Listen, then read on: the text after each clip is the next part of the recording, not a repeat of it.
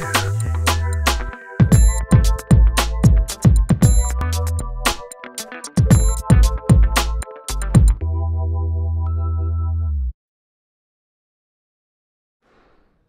this drill, we work on shots coming off the back wall in a low pressure situation. Simulate the movement without the ball first and adjust to various positions. Players tend to hit these shots off both feet with the body squared up to the sidewall. Initially, just practice the last two steps of this movement, starting with the front leg, then the back leg to square up to the sidewall. This will allow students to position them precisely next to the ball, as judging the ball coming off the back wall is pretty difficult.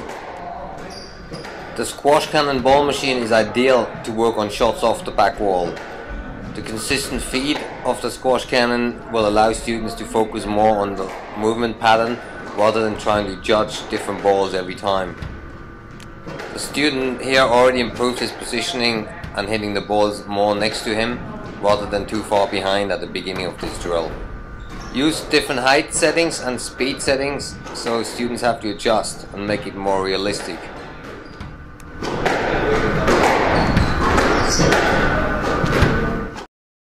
Depending on your location, I recommend to heat up the balls prior to using this drill to get an easy and equal bounce off the back wall. Warm up the balls long enough so they all have about the same temperature for the machine to be able to feed consistent shots. I will collect them quickly or do another drill in between, so again they have about the same temperature when you restart it. Increase the heater setting if needed, but make sure the balls don't get too hot, otherwise they expand too much and might jam the machine. Now add another step coming from the middle to make it more dynamic, rather than working on the entire movement right away from the middle, and will give students enough time to get into a squared up position as well as using the correct timing. The movement of the feet needs to be timed well if you want to get into a favorable position in the backcourt.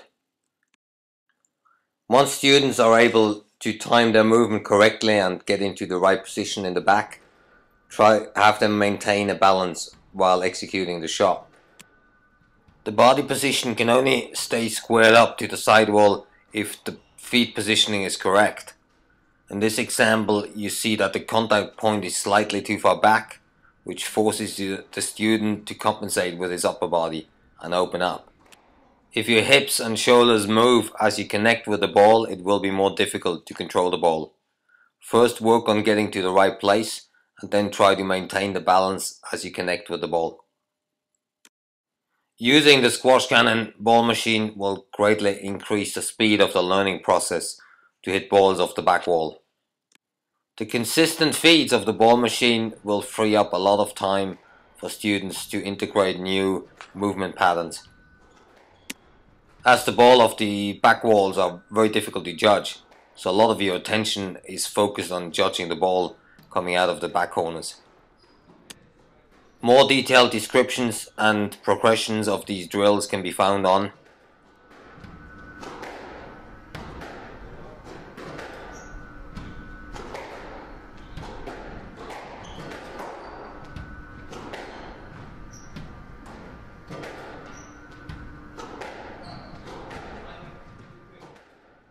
Isolate the issues and work on one aspect at a time.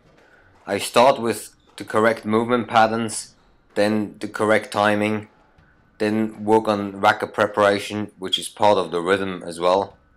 I'll eventually have them maintain a balance as they hit the ball. To make it realistic, make sure students start their movement coming from the middle and not starting too close to the back wall and moving sideways to get into a squared up position. For less experienced players or players who have a hard time hitting balls off the back wall, heat up the balls even more to make sure they rebound enough off the glass. Or you can have students hit the balls off the second bounce to have more time available to judge the bounce of the ball. Next will be to introduce the entire movement coming from the tee which can be seen in one of our other instructional movies on our website.